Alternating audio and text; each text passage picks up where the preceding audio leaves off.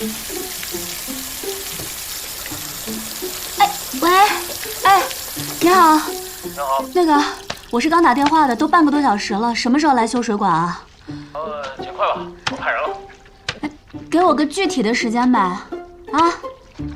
我尽快。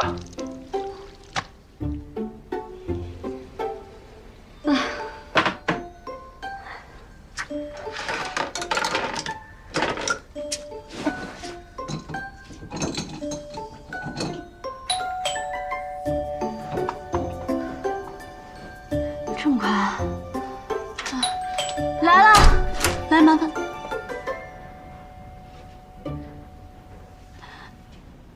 你怎么来了？你这是？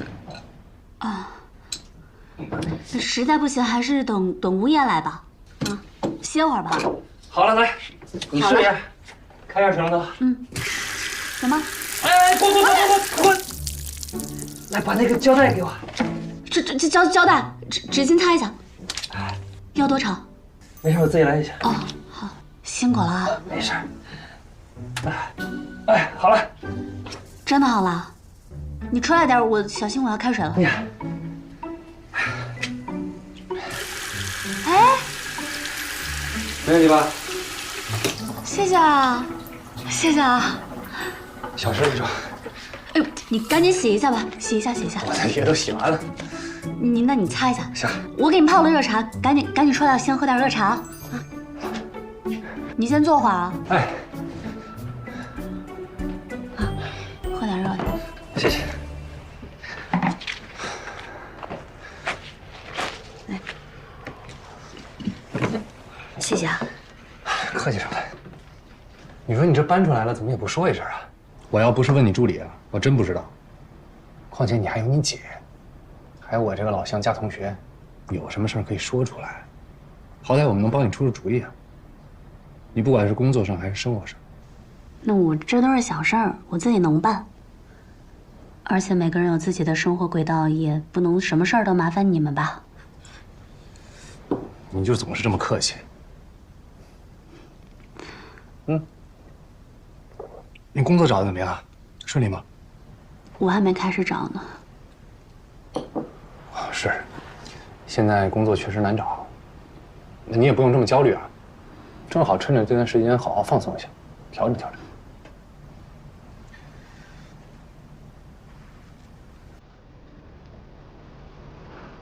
我们回头有时间，我跟你姐过来给你做顿家常菜吧。你每天这么方便面、速冻饺子的，对身体不好。你这医院都已经够多的事儿了，平时还要照顾乔林。你放心吧，不用担心，我真的什么事儿都能做，真的。许岩，其实我今天来呢，我是想……一鸣，我知道你之前喜欢我，但是我在心里就是把你当成老乡和同学，没有别的意思啊。这次你真误会了。是，我之前是喜欢你，也跟你表过白，但我把那当做18岁最单纯、最美好的回忆。况且也过了这么久了，我已经放下了。你跟你老公不管发生什么事儿，只要有困难，我来帮助你，不需要任何理由。就像我今天过来，就是想看看你，所以你别有心理负担。以后只要有事儿，跟我和你姐说，那都是一样的。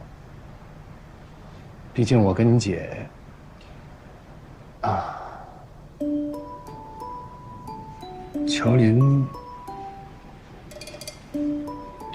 其实挺好的。好好表现啊。啊，那个我把衣服吹干了，我就先回去。那个吹风机在洗手间。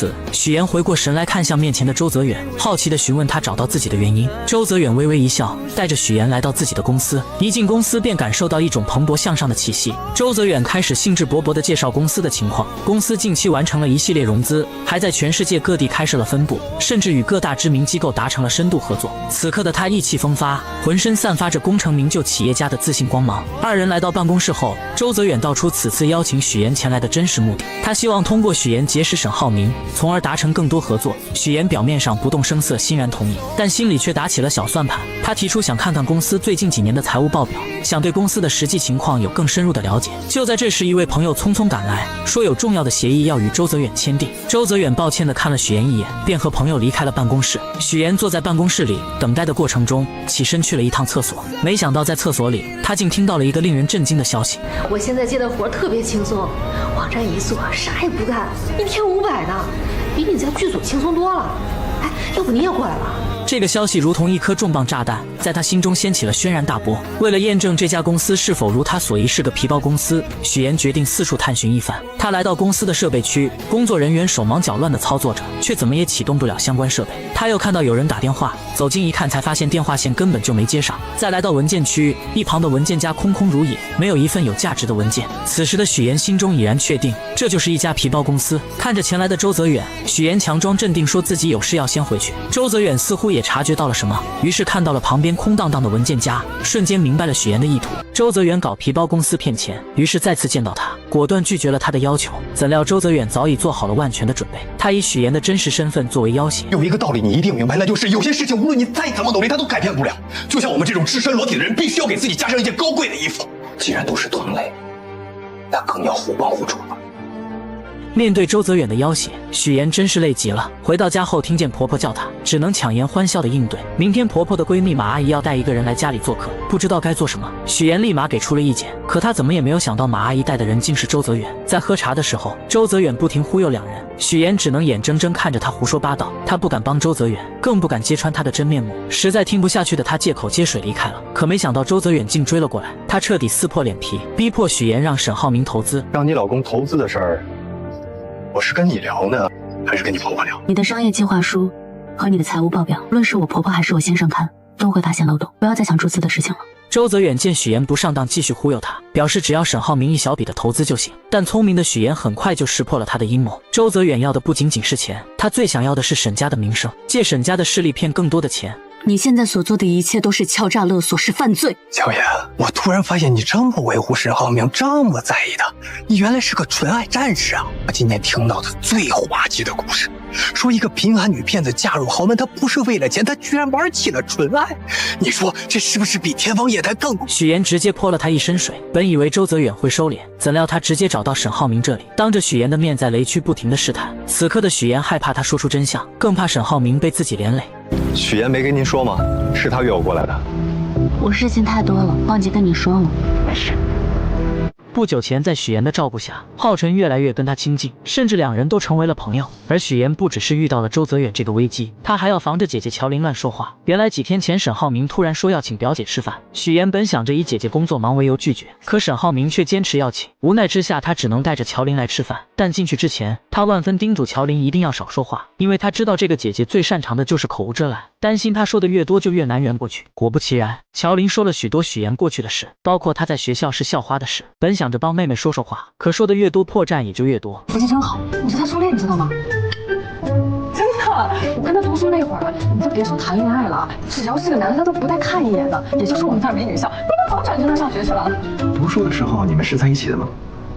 我记得爷爷跟我说过，你老家在山西晋城。乔琳慌乱地看了看许岩，赶忙解释自己高中的时候复读了2年，复习班正好转到了许岩上的高中，这才把这些话都圆了过去。此时的沈浩明玩味地看了看许岩，然后让乔琳多说一说许岩以前的事情。乔琳很是嘴快地说了句没问题，但当他看到妹妹那能杀死人的眼神，立马就闭上了嘴，然后跟沈浩明说自己很忙，不能经常出来吃饭，而他为了弥补刚才的过失，跟沈浩明说了许多许岩的好话。妍妍她不太对别人动心的，但是她一旦动了心，就是一辈子的事儿，你得珍惜，你知道吗？这些话沈浩明并没有放在心上，因为狼来了的故事只要发生一次，他就会充满戒心。在他眼里，许岩嫁给他是为了地位和财富，什么所谓的真情，身为豪门少爷的他根本不信。可许岩却正好相反，他是因为爱沈浩明才选择说谎捏造身份，两人的立场不同，导致许妍得知真相后伤心提出离婚。吃完饭后，乔林不停地看着许妍。来之前，乔林咨询过律师，以许妍现在这种情况，即使以后身份暴露了，沈浩明只要是真心爱他的话，也是不用负任何法律责任的。许妍听完后心里便有些高兴，没想到乔林也会考虑自己。两人就这样漫无目的地走在大街上，突然许妍看到旁边坐在一起听歌的两个女孩，想起小时候放学她经常会盯着 MP3 看，但因为懂事从来都没有主动跟父母提过。乔林发现后，直接将自己的送给了她，姐妹俩就这样一起听着歌回家了。现在长大了，虽然说姐姐有些没心没肺的，但还是想着自己。许妍就是这样一个纠结的人，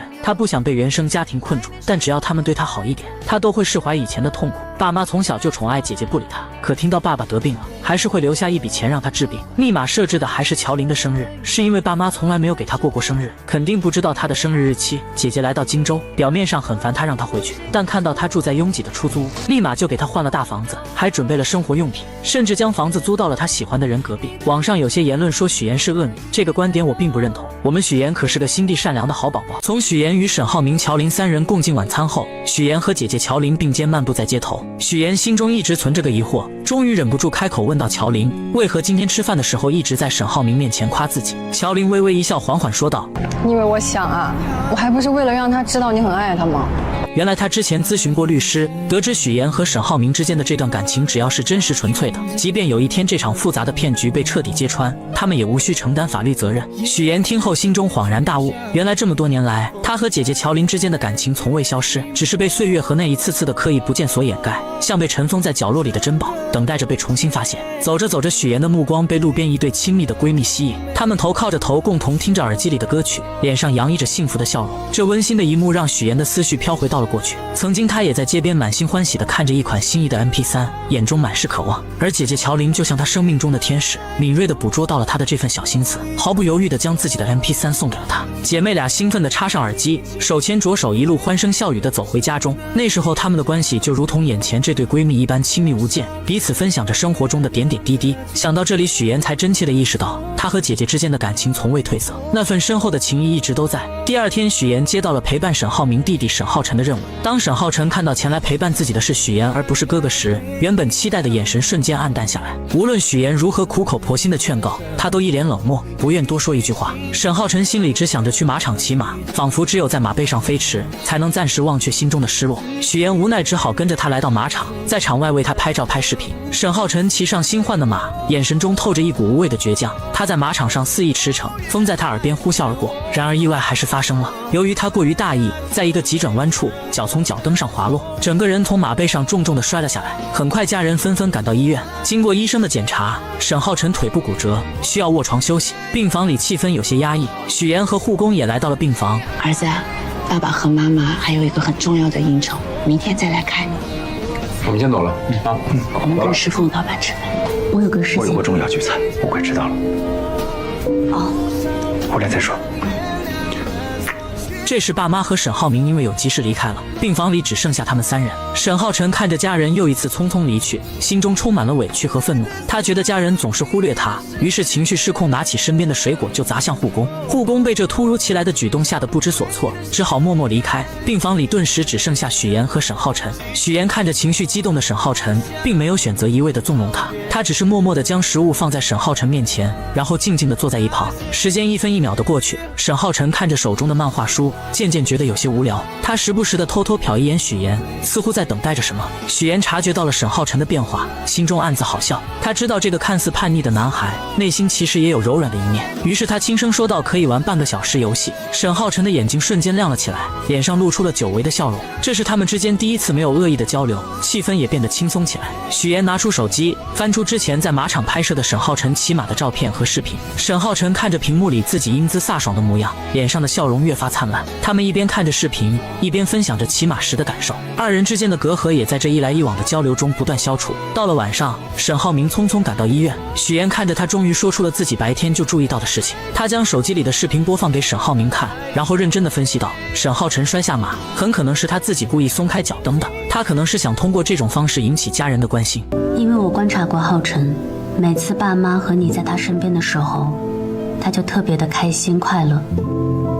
当当你们离开，他就会变得很沮丧。为了让沈浩明更深刻地理解沈浩辰的内心，许言缓缓讲起了一个故事。曾经有个小女孩，因家中经济负担过重，被无奈送去别人家寄养。尽管后来她被接回了家，可始终难以得到渴望的爱与陪伴。小女孩的父母对她的关注少之又少，哪怕小女孩的手被划伤，鲜血直流，父母也只是匆匆瞥一眼，便立刻跑去关心不小心摔在地上的姐姐。许言深知，在优越的物质条件也无法替代亲人之间真挚的爱与陪伴。一个幸运的童年可以治愈一生，但不幸的童年要用一生去治愈。他决定和沈浩明商量，不让弟弟沈浩辰出国，而是多给他一些关爱。这不仅仅是为了帮助沈浩辰走出孤独，更是为了不让自己曾经经历的痛苦在沈浩辰身上重演。然而他们二人的对话却被躺在病床上装睡的沈浩辰听得一清二楚。第二天，许言带着精心准备的早餐来到病房。当他走进病房时，竟第一次听到沈浩辰称呼他为嫂子，那声音虽带着几分羞涩，却透着真诚。你刚才是叫我嫂子吗？嫂子。许言微微一怔，随即露出了欣慰的笑容。他能感觉到沈浩辰正在一步一步的改变，变得温暖而懂事。就在这时，爸妈来到了病房，许言在病房外拦住了他们。他希望爸妈能留下来一天，好好陪陪沈浩辰。他告诉爸妈，沈浩辰现在的状态很不好，内心极度渴望家人的陪伴。说着，许言拿出了沈浩辰的话，那些话里大多是一个孤独的人影，在空旷的世界里徘徊。爸妈越看越觉得不对劲，脸上的担忧愈发浓重。许言接着说道，沈浩辰平时陪伴最多的人只有家中的保姆阿姨，他最需要的不是昂贵的玩具，也不是奢华的生活，而是家人围坐在一起的温暖。爸妈听后陷入了沉思，他们这才意识到自己一直以来都忽略了沈浩辰的感受。在许言的努力下，一家人终于齐聚在病房里，他们围坐在沈浩辰的床边，聊着一些生活中的琐事。虽然都是些微不足道的小事，可每个人的脸上都洋溢着幸福的笑容。一家人在这平凡而又珍贵的时光里，感受到了久违的亲情温暖。1周之后，沈浩明来接许言下班。为了感谢许言这段时间的付出，让沈浩辰有了如此大的改变，沈浩明直接送了他一辆保时捷。我只想给你你想要的生活。你就是我想要的生活。许言刚准备去开车，手机却突然收到了一条消息，是周泽远发来的，他想和许言见一面。许言无奈地叹了口气，只好开车前去赴约。见面后，许言开门见山，直言周泽远与沈浩明的合作不可能达成。接着他话锋一转，说出了整个公司都是临时演员的事实。原来这一切不过是他精心编织的一场骗局。其实被你看穿，我一点也不惊讶，毕竟请临时演员的套路，你比我熟悉。周泽远还提到许言的父母，称他们并不在国外，而是在一个小县城里。他觉得让许言帮他一把不过是小事一桩。许言听着周泽远的话，心中五味杂陈。他看着眼前这个曾经充满阳光的男人，如今却变得如此功利和世故，仿佛变了一个人。周泽远还振振有词地说，自己不过是需要一个身份来包装自己，就像许言营造高知家庭背景一样。许言听着他荒谬的言论，心中涌起一股怒火。他终于明白，眼前的周泽远已经彻底迷失了自我，被欲望和虚荣冲昏了头脑。可周泽远又怎肯轻易罢休？他将许言不肯帮忙，直接来到沈浩明面前，不停地提起许言的假父母，试图让他说服沈浩明投资他的公司。但他心里的那点小九九早就被老谋深算的沈浩明看清，他并没有继续和这个骗子谈下去。谁知周泽远又找到许言，直接撕破那虚伪的嘴脸。如果你还不配合我真的不能保证接下来会说什么。无论你说什么，我都不会让沈浩明牵扯进你的骗局里。周泽远还是低估了许言对沈浩明的爱，不管他怎么胁迫，许言根本不愿配合。怎料男人见许言这样，为了拿到钱，他往后退一步。这次他可以不要沈浩明的钱，但这笔钱必须许言来出。我给你1晚上的时间考虑，否则我就在网上曝光你。从这之后，男人像个恶鬼，时刻缠着许言，就连晚上都会打电话催着要钱。而这些沈浩明都明白，他早就让助理查过周泽远是个什么样的人，也知道许言打电话的对象就是他，但他什么也没有说，只是悄悄在背地里帮许言解决一切。经过1晚上后，周泽远并没有收到钱。一个人能无耻到什么地步？他将许言堵在停车场，迫不及待地想要拿到钱。好在姐姐乔玲及时出现，假装打电话报警，这才吓跑了周泽远。许言为此很是感动，姐姐还是那个姐姐，虽然从小父母偏心她，但她依旧是那个将自己护在身后的姐姐。虽然姐没什么能耐，但是妍妍你放心，只要有我在，绝对不能让你受欺负了。我揍她。谁知周泽远更加得寸进尺，这次他直接把许妍亲生父母请到了荆州，还将他编造假故事嫁进沈家的事全部托盘而出。乔爸得知后暴跳如雷，他不理解许妍为什么要这么做，为什么会变成现在这样。我乔建斌一辈子没有做过一件见不得人的亏心事，怎么养出你这样一个女儿？乔爸不停地辱骂许妍，什么话难听说什么，觉得女儿就是贪慕虚荣、利欲熏心，连做人的底线都不要，甚至要去沈家坦白真相，揭穿女儿的骗局。许妍听着父亲的谩骂一点表情都没有，因为他早已死心。在高考那年，他就已经对这对父母不抱期望了，也从来没奢望过他们能够理解自己。无论在什么时候，我遇见沈浩明这样的人，我就是会不顾一切手段，抓住机会跟他在一起。那你也不能欺骗人家。我也不想骗他，是因为从小我就知道，所有的事情我只能靠自己。许妍的话像棉花一样打在这对父母身上，丝毫没有波澜。此刻的乔爸从来没有想过他们的错，甚至觉得要不是他们把许妍接回来，他怎么会有今日？他从来不会想过许妍本该过上像乔林一样的生活，可他的出生不被期待，只因为他不是个男孩，还患有先天性心脏病。不会的，你们不会知道你们做错了什么。听完这话的乔爸起身就要去沈家揭发许妍，乔母连忙拦住他，嘴上说着为女儿考虑的话，可这幅画面在许妍眼里却是无比的可笑。乔家两口子从来没有想过儿时的经历对许妍的影响有多大，他们也从来没有想过以前是多么偏向大女儿，他们只会觉得我养你一场，怎么到头来还成了我们的错了？是他们亲手把许妍推开，现在却又嫌弃她什么事情都不跟他们说，真是讽刺。这是在演哪一出啊？我明白了，是因为你们觉得这样的生活是应该属于乔林的，而不是我。这是说你们想要去跟沈家告发我，再从我这敲诈勒索一笔钱。你怎么能这么想？从此我们断绝父女关系，你再也不是乔家人。我走了。乔爸得知许妍未嫁豪门，竟然捏造身份，恼羞成怒下选择跟许妍断绝关系。而许妍听到后心里并没有任何难过，甚至觉得是一种解脱。为了封周泽远的口，他不得不把沈浩明送给他的跑车卖掉，将钱转给了他，并警告他这是最后一次，如果还会有第二次，自己一定会报警。怎料周泽远根本不满足，他想要的远远不止这一点。于是他继续用自己手中的把柄威胁许妍，而许妍丝毫不受他的威胁。眼前的男人就是个十恶不赦的诈骗犯，无论如何都不会让丈夫上当。为此，她不惜和对方鱼死网破。好，那就试试，看谁豁得出去。谁知周泽远恼羞成怒下，竟对许妍动手，而许妍也不惯着他，直接一个包击就打了过去。一下1000万，要不再来一下？就在两人僵持的时候，沈浩明打来了电话，他约周泽远下午2点去打高尔夫。这是他自己送上门的，与我无关。下午，沈浩明主动谈到注资，还提出追加投资款。许妍听着很是着急，她想方设法的阻拦，却根本拧不过心意已决的沈浩明。周泽远走后，许妍还是让沈浩明小心这份投资，因为不了解对方的公司背景，想让他再慎重的考虑一下。我希望你待在我身边，每一天都是开开心心、无忧无虑的，不是愁眉苦脸。这天过后，周泽远就消失得无影无踪，直到4个月后，许妍才知道周泽远被抓。他很庆幸沈浩明没有被骗，但是又觉得他好像跟自己之间有点距离，因为他说什么话都是欲言又止的样子。原来沈浩明早就知道一切，他让助理调查了周泽远，也知道许妍受威胁卖掉了自己送的车子。而为了让许妍不再发愁，沈浩明以代理人注资的名义，一边安抚周泽远，一边调查他的犯罪证据，让他再也没有机会威胁许妍。妍妍，如果你将来想投资，需要钱，可以直接问我用，没必要把车卖了。听见这话的许妍心里咯噔一下，很是担心丈夫是不是已经知道了些什么。没人倾诉的她只能找姐姐乔琳。乔琳也很是奇怪，周泽远怎么莫名其妙的被抓了。许妍虽然也不知道，但她总感觉有人在背后默默的帮她。乔琳还是觉得还是找个机会把这件事早点跟沈浩明说清楚，毕竟看着沈浩明那么爱许妍，知道后肯定会原谅的。我是想跟他说的，一直没有找到合适的机会。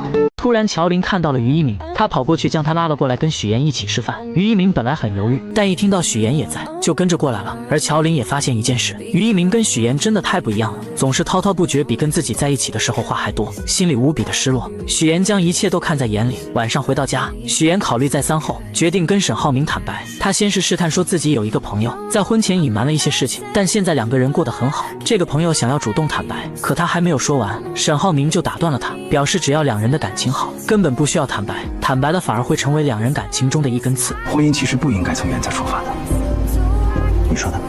原则其实只是一种包装，一种说法而已。其实最后夫妻间有个好结果，才是最重要的，对不对？许妍的第3个追求者终于出现了，男人名叫蒋亮，是商界有名的花花公子。许妍以不同寻常的装扮出现在酒会上，瞬间吸引到了他的目光。原来沈浩明虽然通过许妍跟黄总达成了合作，但现在沈父并不支持他，没有资金支持的沈浩明只能通过拉投资来做自己项目的后盾，这样才能顺利进入董事会。于是他盯上了远航基金，希望能够得到蒋家姐弟的支持。而这次即将举办的金达酒会，两人正好过来参加，所以他希望许妍能够做足功课，了解蒋云和蒋亮的全部资料，好能跟两人搭上线拉投资。许妍二话不说答应了下来。很快到了酒会那天，沈浩明先来到了酒会，他在黄总的调查下得知，蒋云和蒋亮两人是出了名的难合作。姐姐蒋云沉稳冷静，做事杀伐果断，脾气也是出了名的臭，被商圈的人称为投资界的黑玫瑰。弟弟蒋亮看似是个花花公子，实际心思缜密，对数字十分敏感，是远航基金的活账本，还有过目不忘的本领。黄总能做的也只有这些，接下来也只能靠沈浩明自己的能力了。同时他想借助远航基金的事被方磊得知，方磊为了证明自己比许妍强，也来到酒会，本想着找蒋云聊一聊，可蒋云丝毫看不上他，并没有过多理会。无奈之下，他只能去找蒋亮，以为这个花花公子很好攻略。他看见蒋亮因为喝酒难受，便主动调了一杯特制的解酒秘方，番茄汁，然后再加蜂蜜，这两加起来可以解酒。这一幕正巧被沈浩明看见，瞬间勾起了他的回忆。那时的他跟一个女孩也曾经喝过这样的解酒神药，而女孩正是他的初恋女友，也是方磊的姐姐。此时的方磊并没有注意到沈浩明的到来，他蹲下身细心地为蒋亮擦掉鞋子上的污渍。沈浩明明白他这么做是为了帮自己，但他很清楚蒋亮只会在吃喝玩乐的时候才会想起身边的女人，于是他直接上前劝说方磊，这么做只是多此一举。我没那么大野心，我只是想帮到我们的项目，哪怕让他多一点好感，做花瓶，做陪衬，我都没有关系的。你不用管我，我心甘情愿的。绿茶不愧是绿茶，他的故作柔弱也确实吸引到了沈浩明的怜爱。看他为了自己跟别人喝得酩酊大醉，还是端来了一杯热牛奶。而方磊也很是绿茶，他故意将姐姐的手链留了下来，为的就是让他想起姐姐。另一边的许妍却与他不同，他故意穿着记者专用的马甲来到酒会，不一样的装扮瞬间不仅吸引到了蒋云，还有他的弟弟蒋亮也眼前一亮。许妍表示自己是外采太晚了，没来得及换衣服。这个马甲很方便，可以装很多东西，又防风防水。户外作业嘛，最害怕天气阴晴不定，设备一旦受到影响，就会前功尽弃。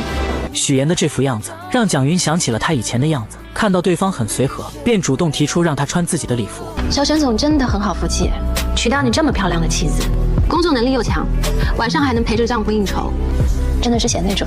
许妍听完后表示自己虽然嫁了一个好家庭，但更多的不想当一个贤内助，更想能够帮助丈夫。但蒋云早已识破了她的伪装，她开门见山地指出，许妍穿工作服现身，就是为了模仿自己以前当记者时候的装扮，用这种方式来博得她的好感。被戳破心思的许妍很是尴尬，但下一秒蒋云却说她成功了，因为刚才在她身上看到了曾经的自己。随后许妍拿出收集的蒋云以前采访的照片作为礼物送给她，这不禁让蒋云对她的好感加剧，她很喜欢这份礼物。出来后，许妍借撩头发，对着沈浩明比了一个 OK 的手势，他瞬间明白成功了，于是他走过去，还主动帮许妍争取到了蒋云的专访。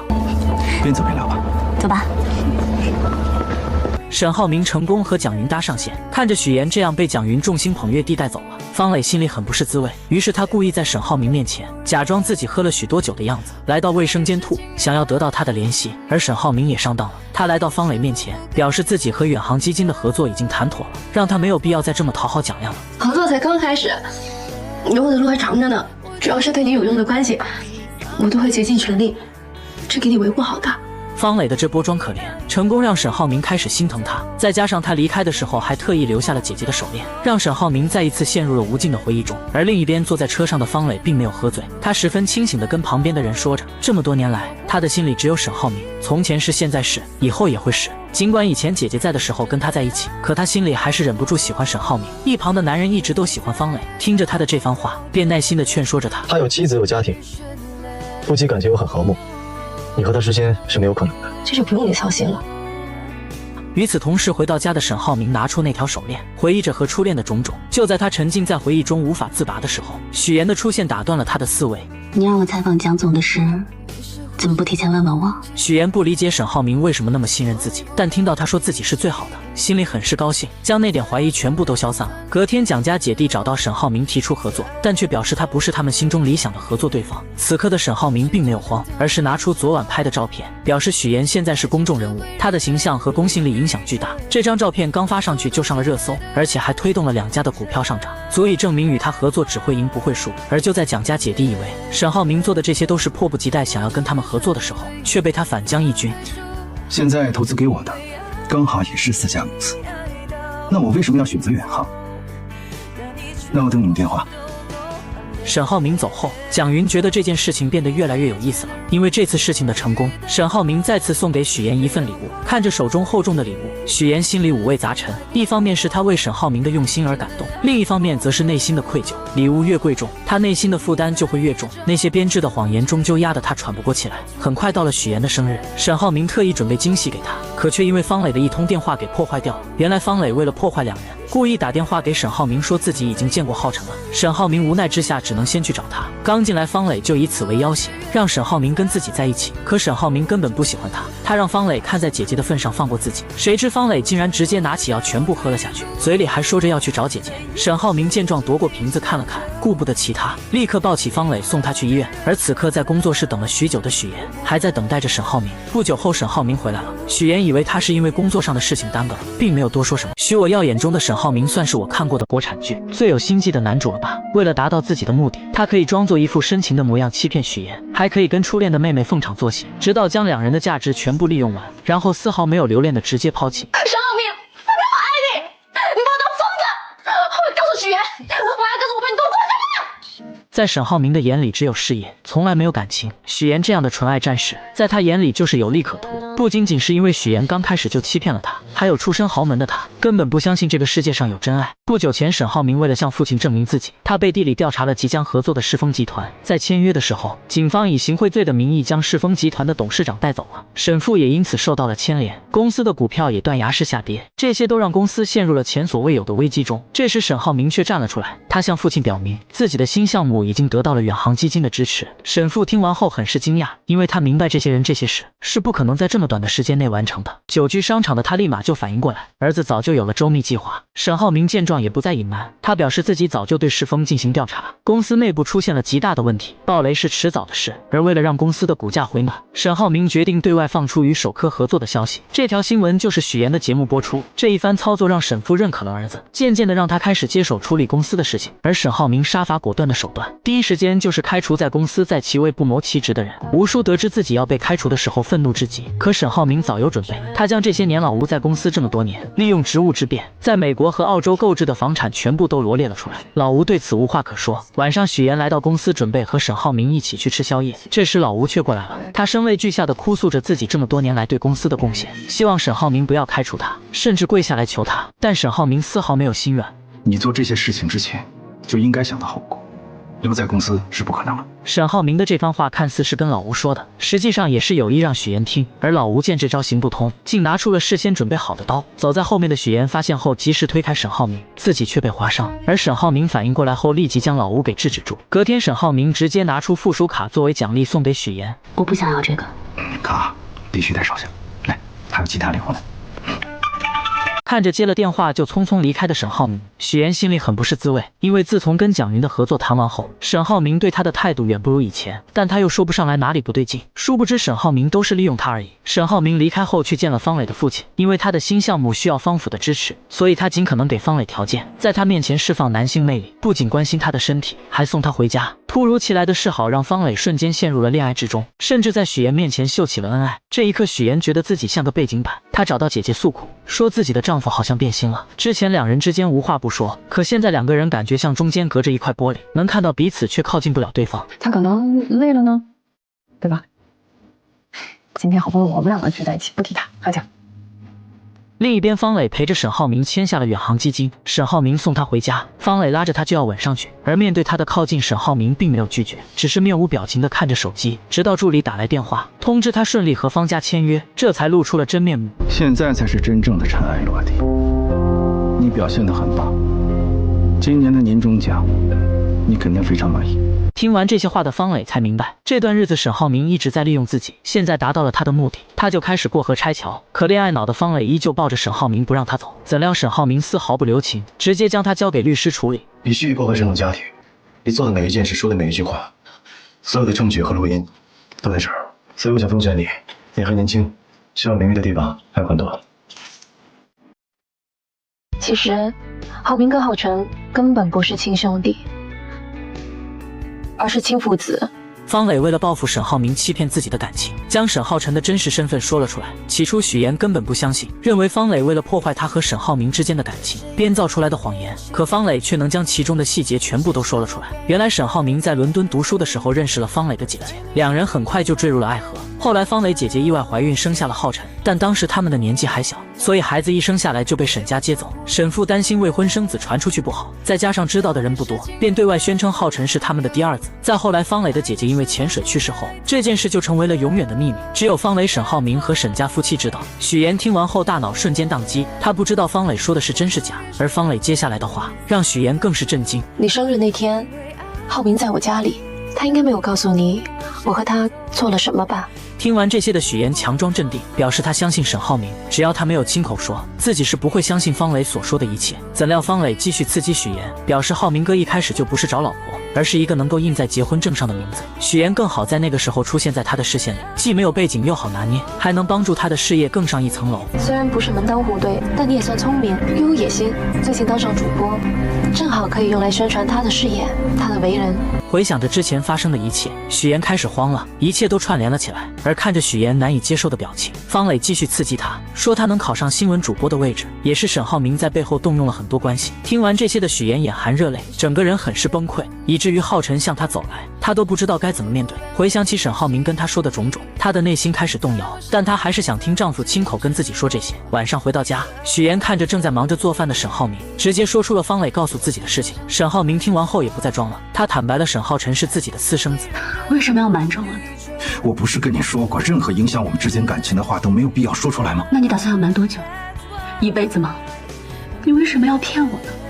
听着许言说的这些话，沈浩明转身来到保险柜，拿出一叠资料，直接甩到桌子上，揭开了许言的真实面目，并表示当初刚认识许言的时候，他的外形和品质都是自己喜欢的，而且沈母是个极其挑剔的人，很少有女生会取得他的欢心，但许言做到了。再加上许言是个聪明且懂得忍耐的女人，如果她要找一个门当户对的真千金，可能他们不会容下浩辰，但有弱点的许言可以。还有就是许言有野心，可以助力自己的事业。我是骗了你，但难道我没有大方给过你任何的支持吗？在沈浩明心里，他们各需所需，不必抱怨，是自己帮许言节目冠名当上新闻主播。当林涛闹事的时候，向银行领导施压，周泽远用身份要挟许言，自己则调查罪证送他进监狱。沈浩明觉得他骗了许言，所以愿意花钱买下他所谓的谎言，而他只希望许言做个完美的妻子，助力他的事业，照顾他的家庭，而他作为一个丈夫，尽自己该尽的责任，祝许言事业有成。听完这些的许言一脸冷漠地看着沈浩明，觉得自己先前的爱恋和愧疚就像个笑话，但他还是问出了自己一直想要知道的问题：你有真的爱过我吗？从一开始知道你是骗子，我就不可能动心。此刻的许言终于明白了一切，之前沈浩明对他的所有奖励，原本他以为那是对自己的爱，可现在看来就仅仅只是完成任务的打赏而已。你可以理解成是我对你符合我条件的一种认可。许言，你再怎么纠结，就显得不够聪明了。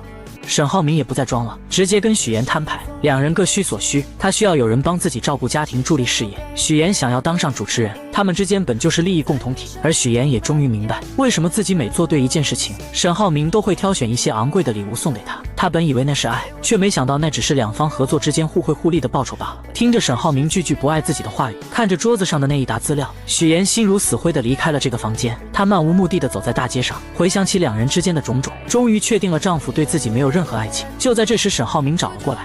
此时看着沈浩明，想起一句话：你在众人之中，暮色深浓，无法辨认，不会再相逢。沈浩明上来开门见山，询问许言有没有想清楚。此刻的许言无比的平静，他表示要是想离婚的话，自己也会同意的。可沈浩明要的并不是离婚，现在他的新项目和公司正在起步中，不希望被离婚影响到，所以他还是希望许言能和自己继续扮演恩爱夫妻。但真正动心的许言自然是不肯的，他不希望跟沈浩明继续这样貌似神离的做一对假夫妻。怎料沈浩明直接以许言的工作作为要挟。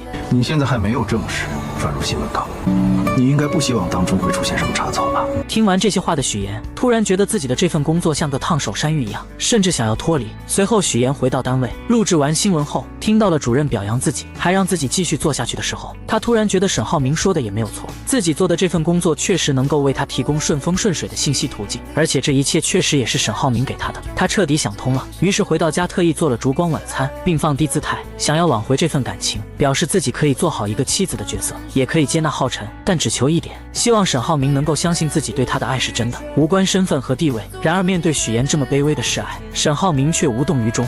你还是图名或者图利吧，这样我还会觉得你真实点。就像你说的，我们之前说好的，无论在工作或者在家里，我们各司其职，互利互惠，这样不是挺好的吗？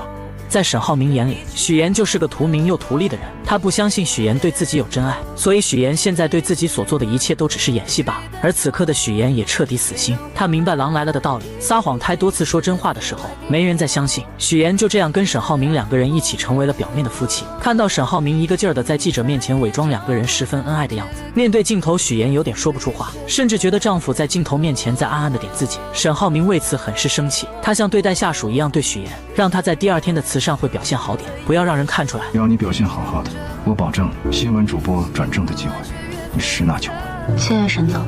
就在两人准备睡觉的时候，律师打来电话说方磊要自杀。原来方磊这几天一直联系沈浩明，沈浩明并没有理会他，所以他才想出了这种办法。而沈浩明接到电话后就匆匆赶往现场，面对方磊的要挟，沈浩明丝毫没有怜惜，只有厌恶。他直接将方磊踢出新项目的参与，说完冷漠地离开了。晚上参加慈善会的时候，许岩彻底不想再配合沈浩明，他故意将方磊拉到身边坐下。沈浩明出声制止，许岩丝毫没有理会，甚至开口让方磊有时间多帮他照顾好命哥。这些话让方磊都有些丈二和尚摸不着头脑。而沈浩明看到许岩像变了一个人一样，只是沉默也没说什么。而在拍卖的时候，许岩更是拿着沈浩明的钱，用最高的价格买下一个钻石戒指，160万，左边出价160万了，朋友们还有没有加价的？160万，第一次，300万。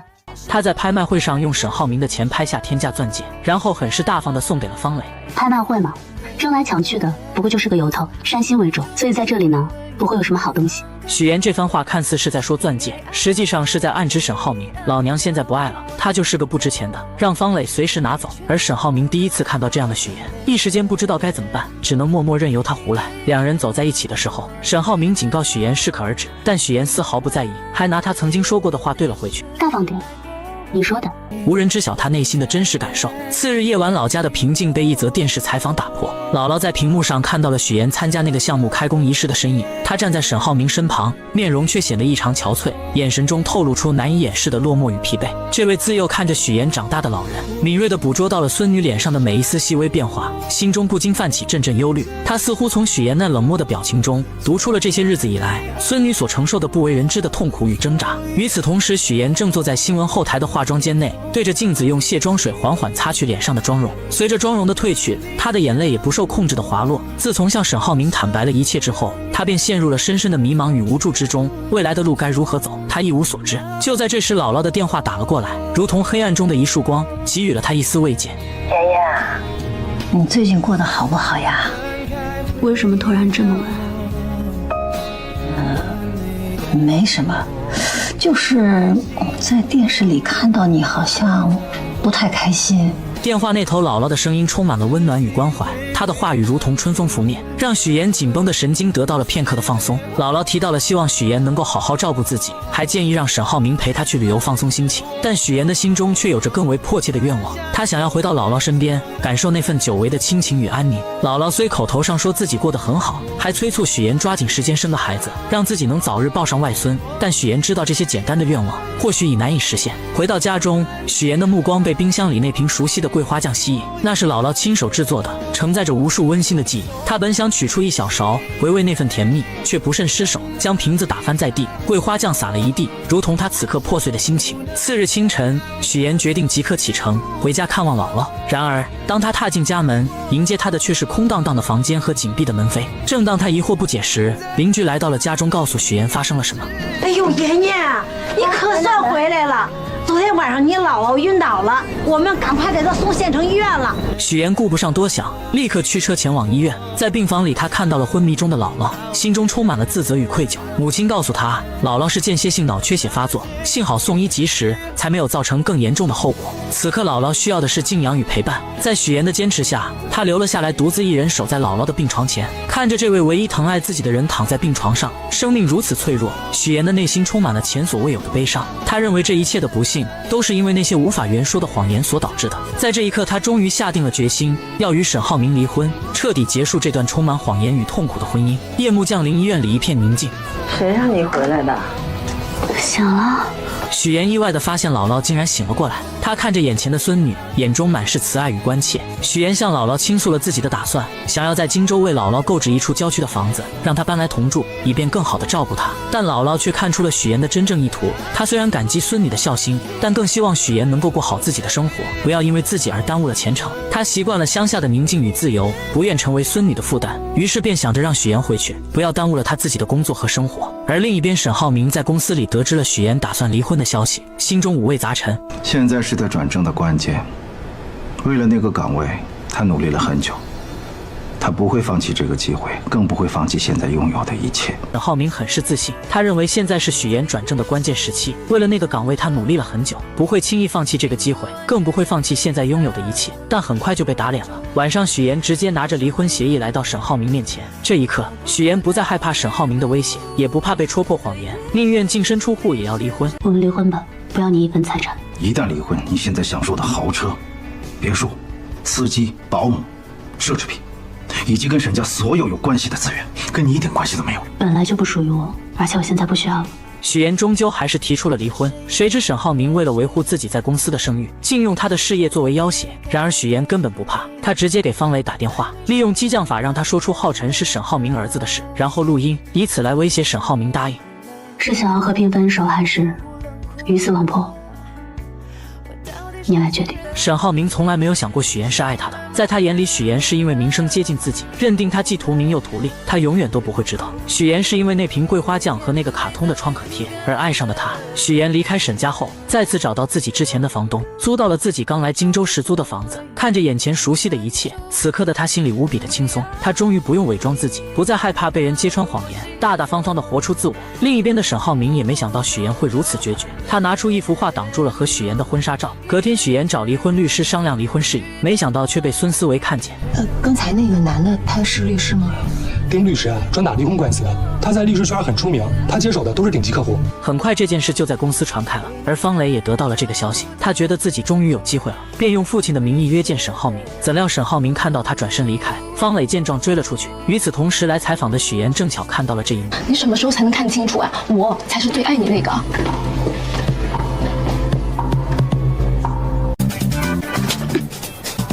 我们离婚之前，你就是第三者。许岩的这一巴掌真是打在了我的心巴上。方磊本以为许岩提出离婚自己就有机会了，可沈浩明根本不喜欢他，就算是离婚了也不会跟他在一起。另一边，许岩回到公司后，因为离婚风波传得沸沸扬扬，主任将他叫了过去，声称有人举报他在家庭背景上撒谎了，想要知道到底怎么回事。许岩没有解释，直接提出辞职。现在的他不只是不想要工作了，甚至连沈浩明也不想要了。许岩如释重负地走出公司，然后来到沈家，向公婆坦白了一切。我这么喜欢你，这么信任你，你怎么能骗我们那么久？婆婆在意的一直都是许岩这个人，对于许岩的欺骗，她内心是纠结的，而公公则在意的是他们的离婚会不会影响到公司的声誉。许岩听完后承诺，在手续办出来之前，对外他都会说去创业了。对不起。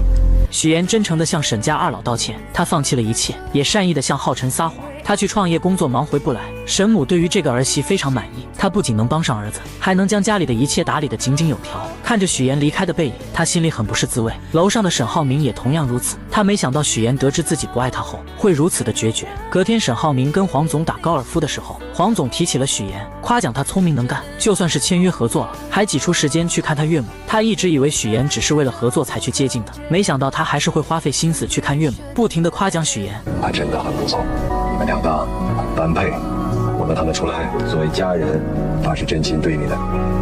此刻的沈浩明会不会后悔呢？晚上，沈浩明回忆着他和许岩之间的点点滴滴。许岩帮助他完成合作，又帮他挡了老吴那一刀，这些举动都在表达着许岩是真心爱他的。他的内心无比纠结。而自从许岩离开沈家后，沈家就乱成了一锅粥。反应最大的就是浩辰，不吃了，一点也不好吃。我想吃嫂子做的龙井虾仁儿。他要创业，每天工作很忙，不能天天给你做饭。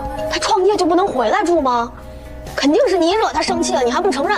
浩辰离开后，婆婆也没有了胃口，因为她早已习惯了许岩做的饭菜。沈浩明将一切都看在眼里，却假装在饭桌上吃得很香，结果父亲也叹气地离开了。此刻的沈浩明这才意识到许岩在这个家里的重要性。另一边，在出租屋的许岩正在修水管，可他修理了半天也不见好，维修的人员也一直没来。正巧于一鸣过来帮他修好了。许岩一直以为于一鸣还喜欢自己，便明确说明自己不喜欢他。于一鸣明白他的意思，表示喜欢他的是18岁的自己，现在的他已经放下了，而且还喜欢上了乔琳。原来两人在长久的相处下渐渐喜欢了上彼此。就在这时，沈浩明以送离婚补充协议的名义来找许岩。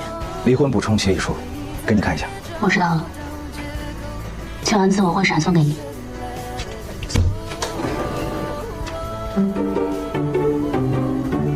正好我今天没事，做出来一条条对一下。沈浩明和于一鸣以这种尴尬的方式见面了。他就是你的老公。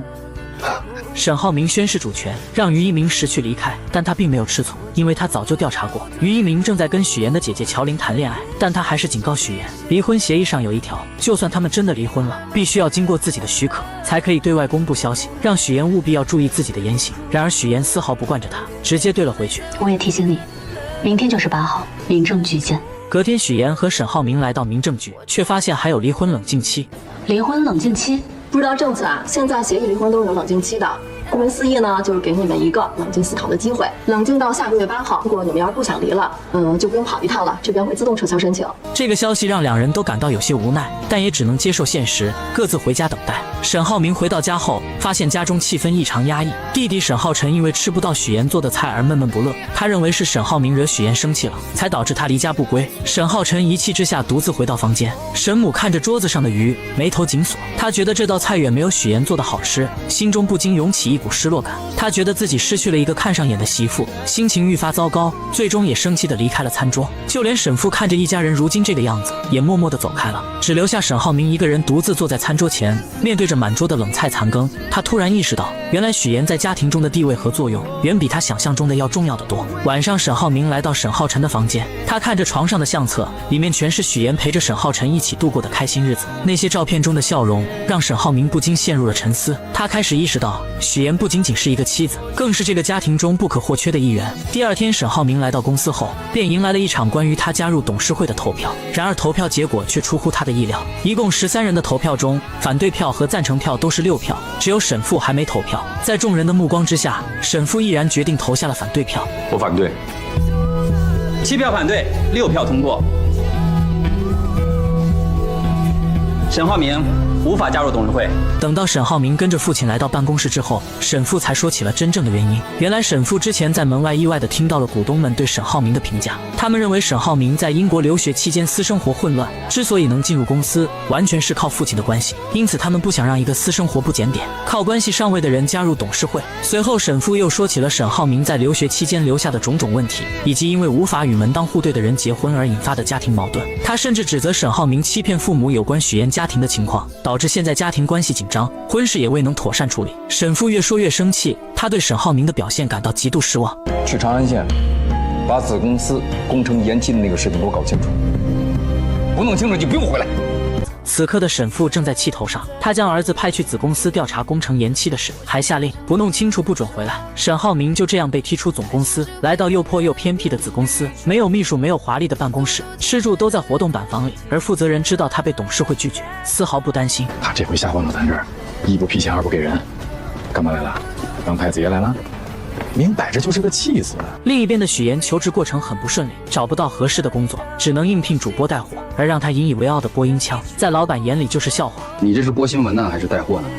你这么播不行啊！你要想留住人，你说话得有力度，你语言得有爆发力，你得燃起来吧，观众。为了保住这份工作，许岩开始跟着老板学习直播技巧，没日没夜的学习带货话术，还在家里练习了许久。可第二次试镜的时候，还是不能让老板满意。无奈之下，老板只能让他先去做主播。主播在那边介绍产品，他就不停的吃东西，吃到快要吐了也要忍住。可即使这样，还是不尽人意。要是跟人互动啊，就知道吃，吃也行，把自己塞得跟猪似的。吃相呢？那你是不是得吃得美，吃得香，这样才能勾起那个直播间下单的欲望？这么简单的事儿你做不好，我真不知道你是怎么当上那个什么那个新闻主播的。直到第4次，他才终于成功，懂得跟观众们互动，知道该怎么推销产品。与此同时，乔林在刷视频的时候，无意间刷到了妹妹的直播，于是他通过语音明要到了许岩的地址。来了后才得知许岩和沈浩明正在闹离婚，在许岩口中了解到沈浩明做的所有事，替妹妹打抱不平。但一开始的确是我做错了。许岩现在想清楚了，沈浩明不是他想要的人，现在他只想尽快把婚离掉，不想再有任何欺骗，也不想再和沈浩明有任何瓜葛。可姐姐心疼他这样太辛苦，比直播苦的工作多的是了，而且我觉得我现在过得很坦荡，不像之前那样随时害怕被揭穿，清醒胆战的过日子。自许岩与沈浩明分道扬镳后，两人各自踏上了艰辛的奋斗之路。许岩投身带货主播行业，每日面对形形色色的挑战，从选品策略到直播技巧，从与供应商的周旋到与观众的互动，每一步都凝聚着他的汗水与智慧。而沈浩明则踏上了前往成安县工地的征途，他的任务是深入调查工程延期背后的真相。初到工地，沈浩明便被这里杂乱无章的景象所触动。钢筋随意堆放在露天场地，经受着风吹雨打，表面已开始出现锈迹。显然，这样的存储方式极易导致钢筋氧化，影响工程质量。随着时间的推移，沈浩明逐渐与工人们建立了信任。在一次次的闲聊中，他从工人们的口中得知了更多关于工程延期的细节。在建的楼房中，窗户尚未安装，内部材料毫无保护措施，一旦遭遇雨季，后果不堪设想。除了天气因素外，管理上的疏漏、材料的不当存放以及施工标准的缺失，都是导致工程进度受阻的重要原因。面对这些问题，沈浩明决定采取行动。他召集了所有工人，首先亮明了自己的身份与来意。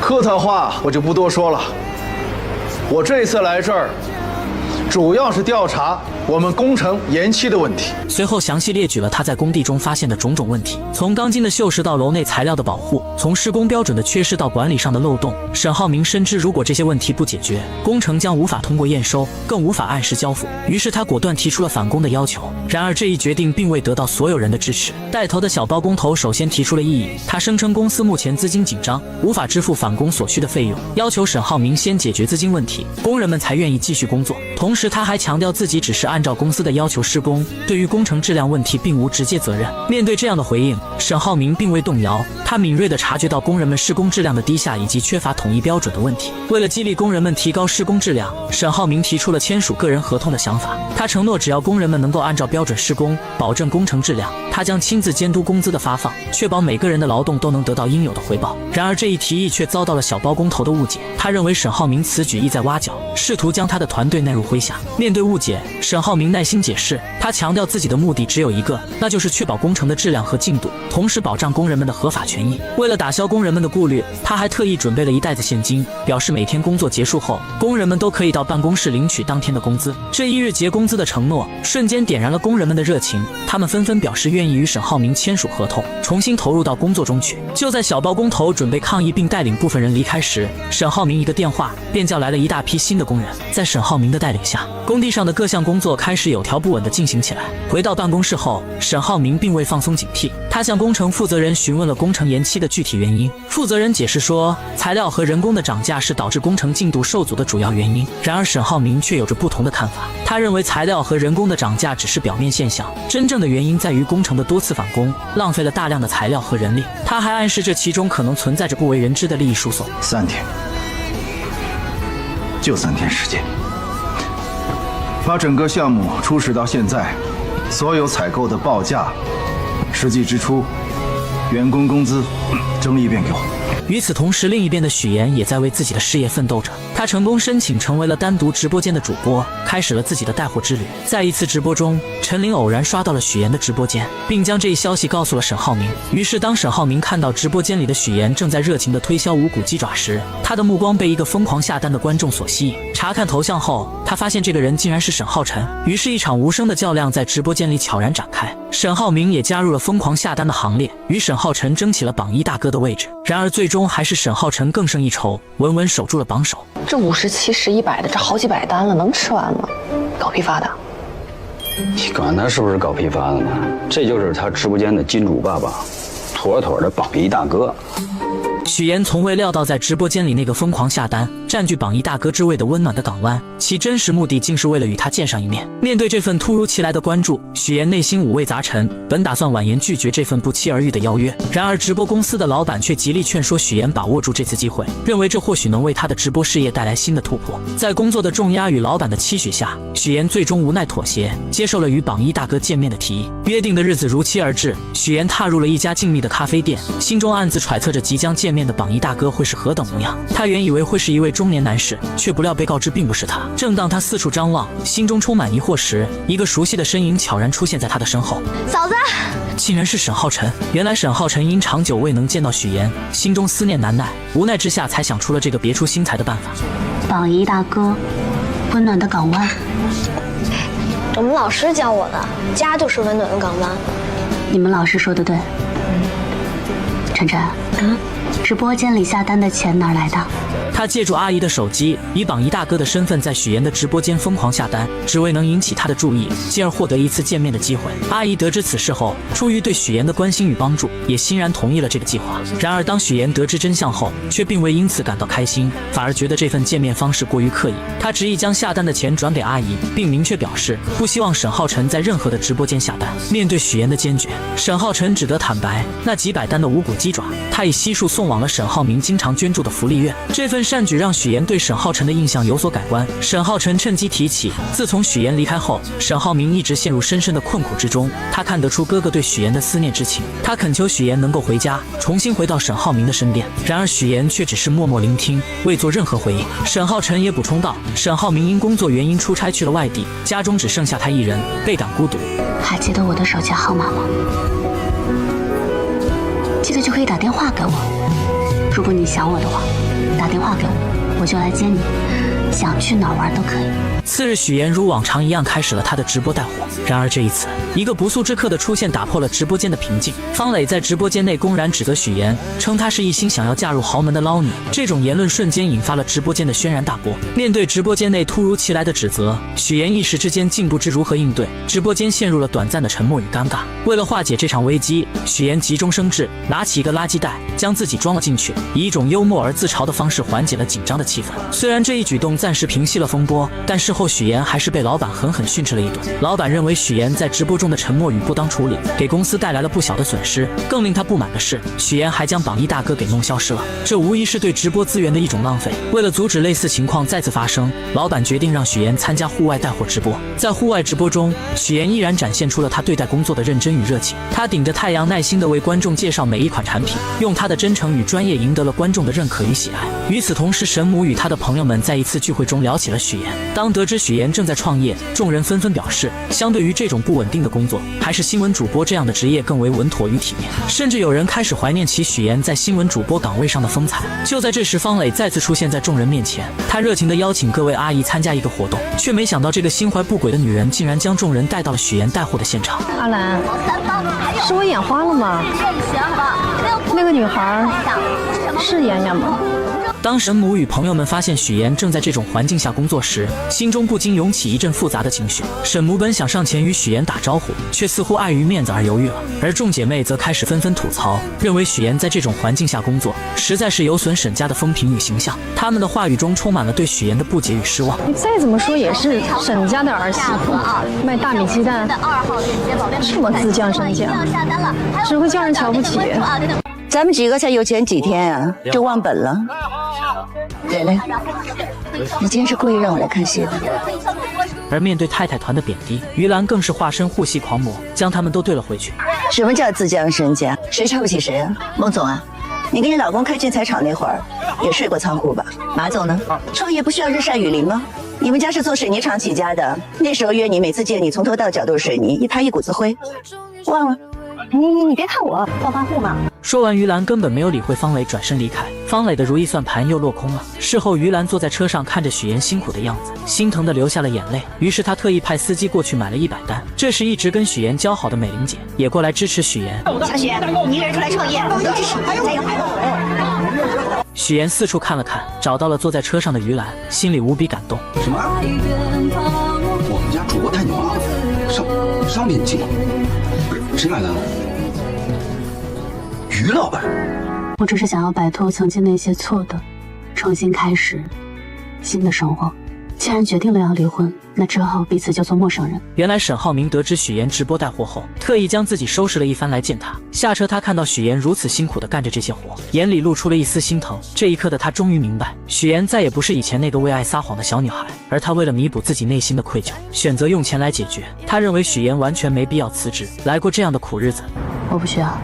此刻的许岩已经不想再和他有任何瓜葛，既然选择了离婚，那就跟过去的一切割舍，这样才能开始崭新的生活。他拒绝了沈浩明的帮助，并坦言自己和沈浩明从小到大受到的教育、经历的事情都不一样。沈浩明学到的是知人善用、资源调配、关系制衡，而他只能抓住一切可以向上爬的机会，努力改变自己的命运。许岩承认自己不是沈浩明的对手，也承认如今的结局都是自己咎由自取。既然决定了要离婚，那之后彼此就做陌生人。看着许岩离开，沈浩明才如梦初醒，明白曾经的许岩是多么的美好，但现在一切都已经无法挽回。隔天，许岩刚来到公司就被老板叫了过去。原来老板在昨天直播的弹幕中得知许岩之前是豪门儿媳，于是他心中开始打起了许岩的主意，让许岩在网上打造千金名媛的人设，每天在网上讲一讲贵圈的小故事，以及是如何嫁入豪门的，想借此让许岩大火一把，然后直播卖货赚更多的钱。许岩听完后想也没有想，直接拒绝了他的提议。当初他就是因为捏造了假身份加入了沈家，借着沈家的势力成为了新闻主播，现在好不容易卸下了那些沉重的担子，自然是不肯再次拾起。现在的他不想依赖任何人，只想通过自己的努力获得成功。怎料老板却依旧不依不饶，无奈之下，许岩决定结算完这个月的工资就离开这个让他压抑不已的地方。怎料老板却恶意克扣许岩的工资，将助理宣传、联系商家所有的费用全部都加在许岩身上。最终许岩的工资由原来的2万直接变成1400。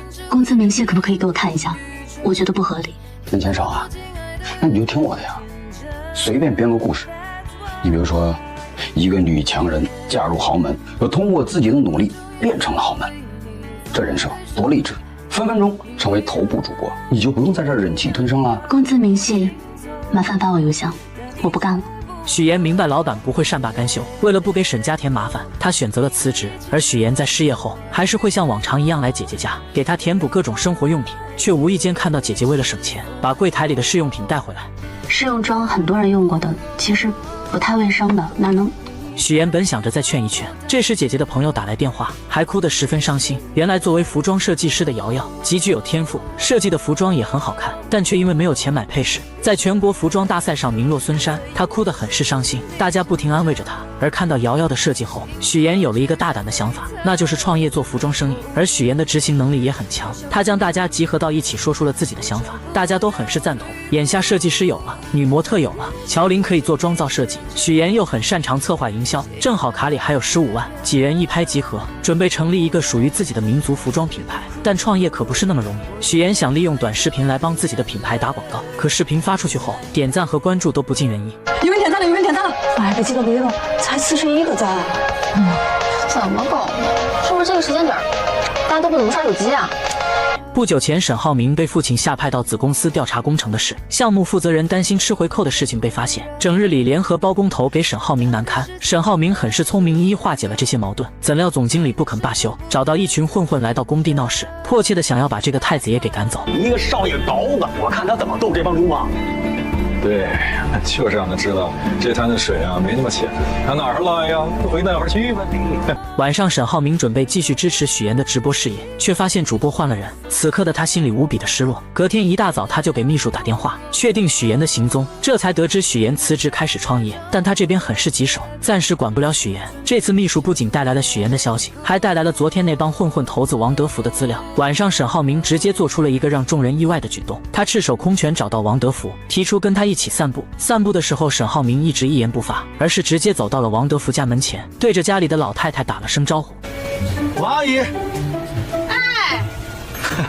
小婶啊！王德福无奈之下，只能先让随从们离开，而沈浩明则跟王阿姨表示今天来家里是谈生意的。此时的王德福心里再不情愿，也不敢在母亲前面发作，只好将沈浩明请到家里去。而沈浩明则开门见山地说出了自己的建议，他建议王德福先不要想着收回工程款，忽悠他继续投钱修路，这样的话之前投入的钱就能成为投资款。不仅如此，沈浩明还答应，只要房子建成，王德福不仅能优先选房，还将小区里的绿化项目都交给他来做。王德福听完有这好事，立马同意与沈浩明合作。处理完这件事后，沈浩明就设了一顿简单的鸿门宴，邀请总经理过来谈谈。我请了新总经理，明天到任。什么呀？你这是鸿门宴呢？接着沈浩明又给了他一击。这段时间他查过账本后，发现上面的亏空全都进了总经理的口袋，说着还甩出几张他联合赌石老板吃回扣的照片。利用职务的便利，非法侵占公司的资产，数额巨大的，处3年以上10年以下有期徒刑；数额特别巨大的，是10年以上。总经理被吓得顿时腿软了，但沈浩明却给了他机会，只要他说出背后在金达集团的保护伞是谁，就放过他。很快沈浩明就将名单交给了父亲，他也成功回到了总部工作。殊不知名单上的曲总早已察觉到危机，他派人调查沈浩明的婚姻情况，想要一举扳倒沈家自己上位。另一边，许岩的服装创业不尽人意，乔琳在回家的路上意外遇到了自己的前男友，前男友自认为乔琳这次就是跟他闹矛盾，他们还是可以和好，可乔琳早就跟他说清楚了，他们俩已经没可能了。就在两人纠缠的时候，于一鸣来了，他站在乔琳面前，坚定地让男人不要纠缠，并说出了那句一直都没有说出口的话：我喜欢他。你说什么？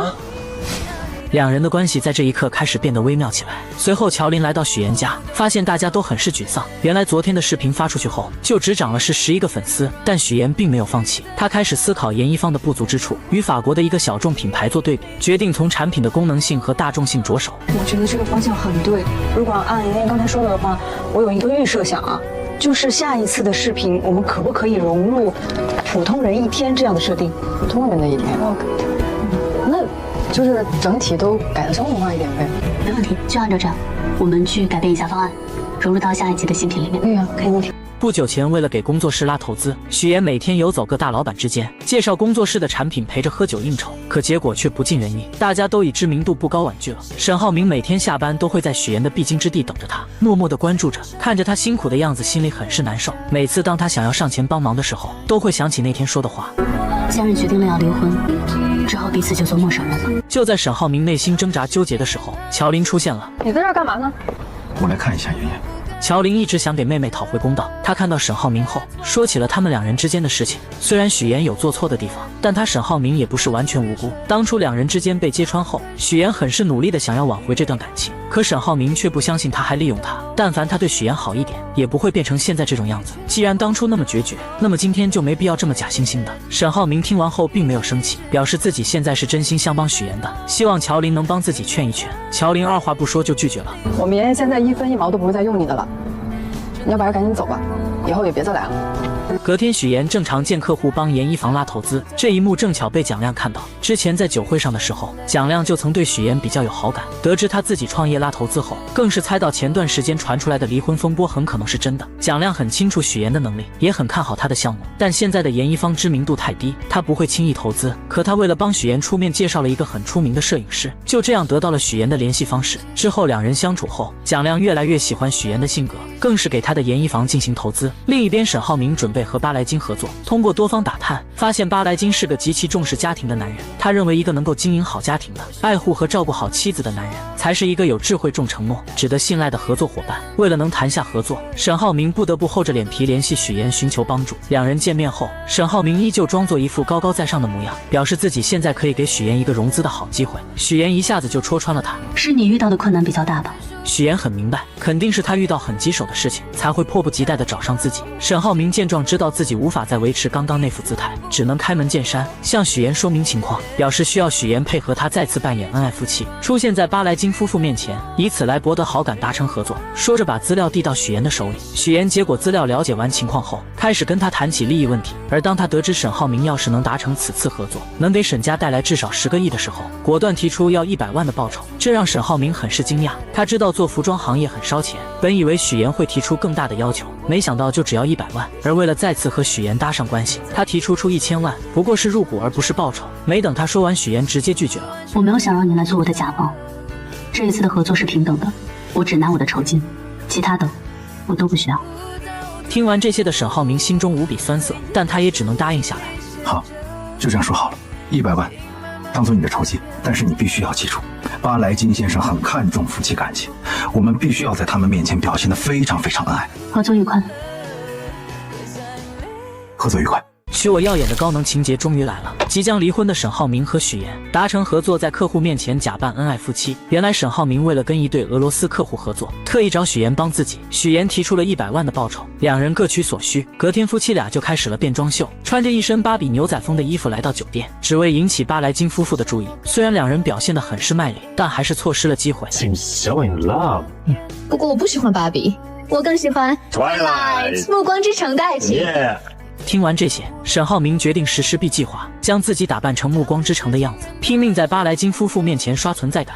These guys are like Edward and Bella. Yes, that's my favorite love story. You remember we used to watch the Yes, once that week.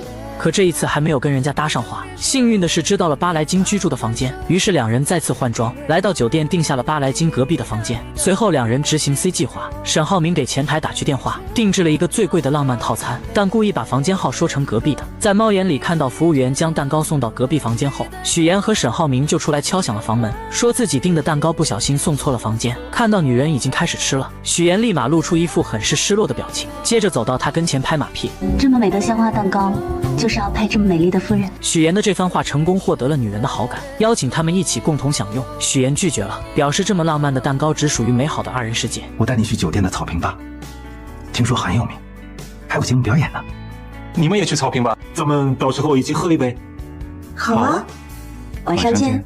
就这样，两人成功跟巴莱金夫妻搭上了关系。回到房间后，许岩开始收拾行李，他本能的开始帮沈浩辰收拾行李。当他拿起衣服准备挂起来的时候，才反应过来这些都不应该是自己干的。于是他把衣服重新放到行李箱，让沈浩明自己收拾自己的行李，这让沈浩明心里有些失落。晚上来到草坪，4人坐在一起相谈甚欢。同时翟总的助理也注意到了这一幕。草坪上举办了有趣的情侣游戏，巴莱金夫妇很是踊跃的参加了。沈浩明在为两人喝彩的时候，突然发现有男人盯着许岩，顿时醋意上头，脱下自己的衣服盖在了许岩身上。许岩则直接将衣服扔开。沈浩明见状让他注意下，别忘了他们还有合作。我不是你的下属，请不要命令我做事情和以前一样。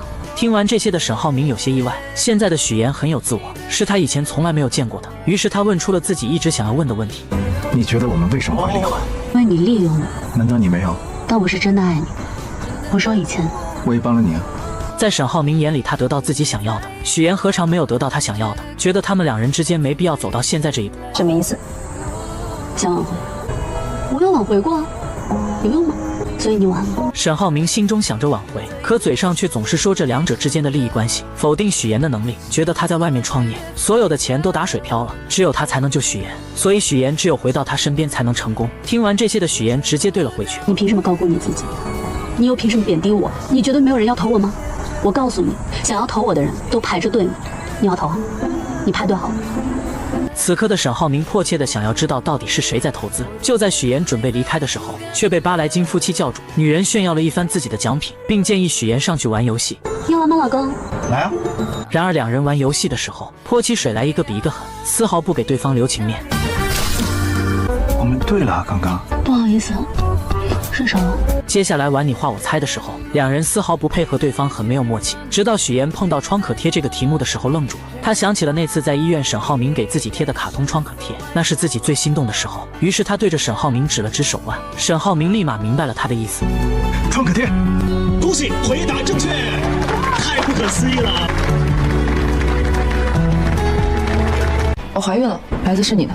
我本来是打算去打掉的，但医生说，如果我这次打掉孩子，以后就不可能再生了。我们都分手一段时间了，怎么可能？那个时间我只跟你有过。沈浩明终于敞开心扉，跟许岩讲述了他和方瑜的故事。原来许岩和沈浩明跟巴莱金夫妇告别后回到房间，许岩很是疑惑，他为什么不通过金达集团和巴莱金正式接洽，反而要费这么大功夫？是公司出了什么事情了吗？沈浩明听见后笑了笑，他如实的说出了自己在公司里的现状。其实他并不受沈父的信任。董事会的人面上看似很尊重自己，私下却十分不服气，所以他现在还不是董事会的人，根本不能用集团的名义来接洽巴莱金，因为国外板块一直都是金达的弱项，只要自己和巴莱金达成合作，就能成功进入董事会。虽然许岩能明白他进董事会的心，但他很不理解为什么沈父会不信任沈浩明。沈浩明见状表示，当初自己未婚生子，坚持把浩辰带回家抚养，跟父亲产生了很大的分歧，并没有把许岩的原因说出来。而当沈浩明说完这些后，许岩还是问出了自己一直想要知道的事情。你可以跟我说说关于浩辰妈妈的事情，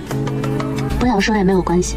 沈浩明看了看许岩，说出了他和方瑜之间的事情。当初得知方瑜怀孕的时候，他们已经分手2个月了。记得那是个下雨天，他突然找上门说自己怀孕了，并表示如果打掉这个孩子，以后就不能生了，所以他选择生下来。而且这次过来并不是想让沈浩明负责，只是想让他知道这个事情。此时的沈浩明还小，整个人都是懵的，但他还是负起了自己该尽的责任，陪着方瑜生下了这个孩子。没过多久，方瑜因为潜水遇到洋流不幸去世，方磊便带着亲子鉴定将孩子交给了自己。之后他把浩辰带回了家，导致和父亲之间的关系越来越差。而为了不影响沈家的声誉，沈父更是对外宣布浩辰是他们的第二子。许岩听完后，让沈浩明试着理解一下沈父，因为他认为沈父做的事情都是为了沈浩明好。其实不管他们长得多大，在父母眼里始终都是小孩子，但是不放心不等于不在乎不重视。而且这么大一个公司，背后有那么多的眼睛盯着他，一丁点错误就会被无限放大。因此父亲对他的严格或许是一种保护。许岩的开导让沈浩明重新开始审视起了父亲，而直到今天他才发现许岩的宝贵，但自己却弄丢了他。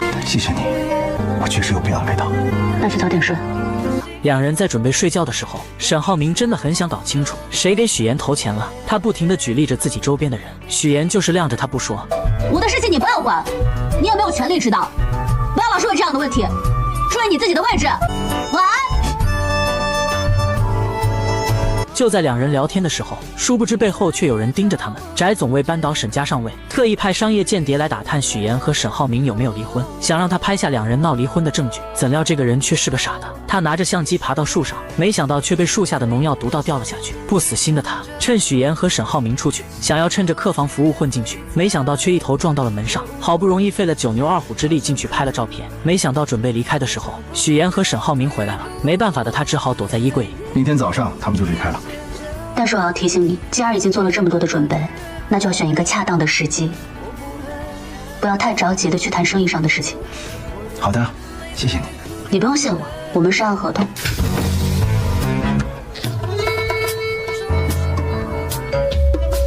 不久前，两人还在因为与巴莱金合作的事情扮演恩爱夫妻。在逛街的时候，沈浩明还借着合作给许岩描了眉毛。起初，许岩看着旁边有人，为了完成任务只能答应，但看到对方认真的样子，不心动是假的，毕竟那是自己真真切切爱过的人。之后，两人回到房间，准备聊一聊后续的计划。突然，衣柜里传来动静。面对这突如其来的状况，两人并未表现出丝毫的慌乱或声张，而是默契地选择了静观其变。沈浩明心思缜密，他故意向许岩提及自己已与巴莱金达成重要合作的消息，以此作为掩护。随后看似不经意地打开了衣柜门，当那名男子的身影映入眼帘时，他随即以取毯子为由，巧妙地利用衣柜门夹住了男子的脚。这一举动既是对男子的警告，也是为了进一步观察其反应。事后，沈浩明向许岩解释，衣柜中的男子受伤不轻，极有可能是竞争对手派来针对巴莱金夫妇的间谍。他之所以没有直接揭穿，是担心打草惊蛇，让真正的幕后黑手逃脱。为了不让男子察觉到他们的怀疑，两人继续保持着日常的对话，言谈间未露半点破绽。不久之后，沈浩明与许岩一同前往拜访巴莱金夫妇。出乎意料的是，那名男子竟也出现在了会面现场。男子一见到沈浩明，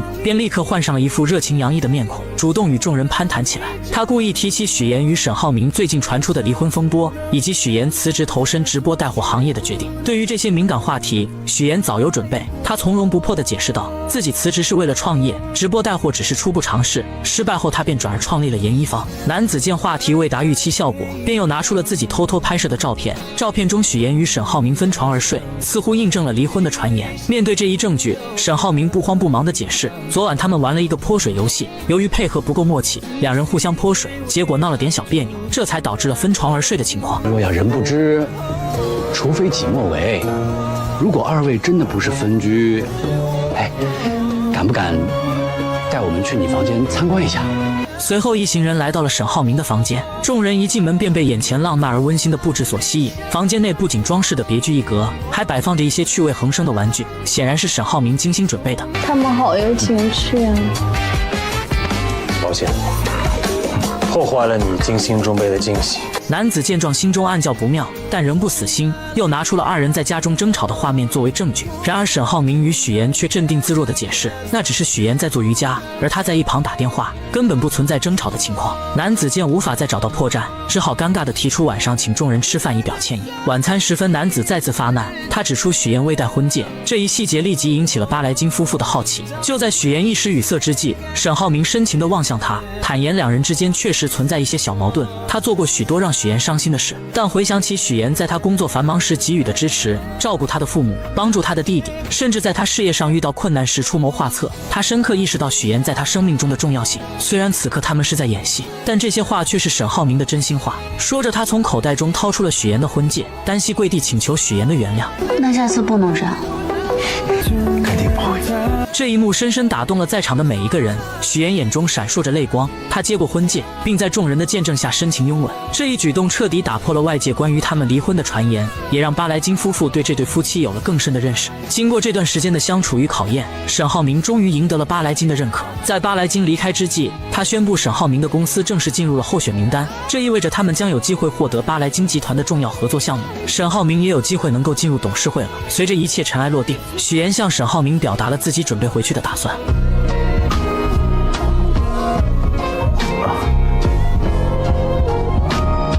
不好意思，这几天我习惯了。这个习惯可以改掉。啊，你这个大摇头，万年不变。这个西服，8牛组3件套，怎么了？你是潮汕用品吗？还有眼镜啊？你近视吗？你每天戴着干什么？装什么？装什么老千锋？即将离婚的许岩和沈浩明再也不装了，开始吐槽起对对方的不满。原来沈浩明在送许岩回去的路上，许岩还是忍不住把蒋亮是投资他的人说了出来。沈浩明听完后觉得蒋亮就是一个花花公子，全都是靠他姐姐懂什么投资。许岩看到他这副看不起人的样子，顿时怒火上头，但他还是很耐心的解释，承认自己昨晚说有投资人是骗人的，可人家蒋亮也是看了他们最新一期的视频才开始确定的投资的。真的是好演技，真不知道还有什么事情骗着我呢啊！听完这话的许岩破罐子破摔，直接将以前欺骗沈浩明的事情全部都说了出来。第一次去金达采访的时候，发烧是真的，但晕倒是装的。沈浩明听完后更是不甘示弱的表示，在医院给许岩贴的创可贴是陈秘书买的，只是看到他感动得一塌糊涂，就没有吭声。这番话彻底伤到了许岩的心，毕竟那是他第一次对沈浩明动心。怎料沈浩明乘胜追击，指责许岩给他挑的每一件衣服，没有一件是他满意的，颜色、品质、品味都很差。许岩听完后彻底破防，他气急败坏下让沈浩明反思一下自己，是不是长得老成，眼光又跟不上时代，整天不是梳个大油头，就是穿得像个卖保险的，永远都是西装半永久3件套。是潮汕用品吗？还有眼镜啊？你近视吗？你每天戴着干什么？装什么？装什么老千锋？沈浩明听完后气炸了，他摘下眼镜开始火力全开，吐槽许岩做的饭很难吃，自己一直都是硬吃下去的。许岩不甘示弱地说他送的珠宝腕表又土又俗，没有一件是自己喜欢的。没想到沈浩明却说这些东西都是陈秘书买，自己一点都没有参与。无所谓，无所谓，真的无所谓。反正男人送的礼物都差不多，我习惯了。跟我谈之前，你到底几个？我跟你说过几个。你跟我说只有我一个？对，就你一个，还差个零。听完这话的沈浩明彻底破防，他猛踩刹车，紧紧盯着许岩。许岩并没有理会他，下车后提醒他别忘记了8号去民政局办理离婚。沈浩明这才反应过来，自己刚刚都说了些什么？明明自己想要挽回许岩，怎么把这些话都说出来了？